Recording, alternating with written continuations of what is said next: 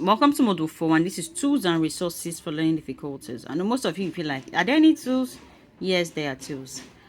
And we have assistive technology, visual aids, and interactive learning platforms. So these are the text-to-speech software. You can see them there. So just pause this video and write everything out. Some are paid, some are free, and there are also many others that I can't mention here. Okay, so we have Thoughtful Diary, we have Hangaroo, we have abcya.com. There are loads of them. But these are the ones you can just start with, and this will help you. So just pause this video and write them up because I can't mention everything.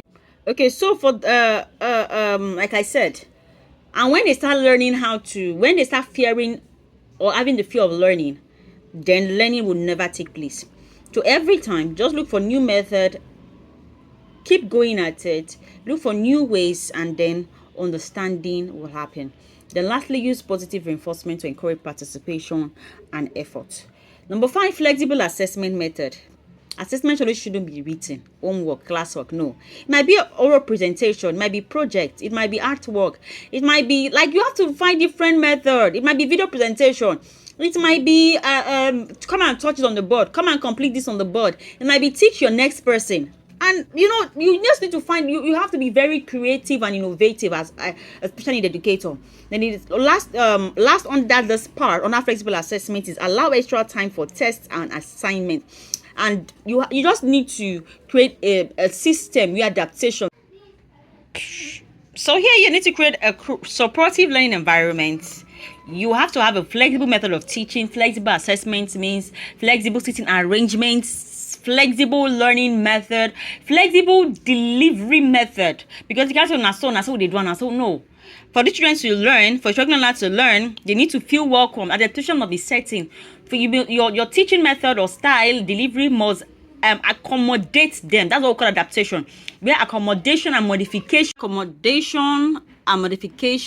sets in, and that is what makes you a special need educator to struggling learners. Lastly, well done. So let's connect. If you're on Instagram, I'm no longer the learning difficulty expert. I've evolved to I'm now the inclusive growth strategist, and on LinkedIn and Facebook, I'm selling Prestoma Iwe. Do follow me so you can, like, there are some, when you learn something new, you first drop it somewhere. So after this program, you'll be learning one.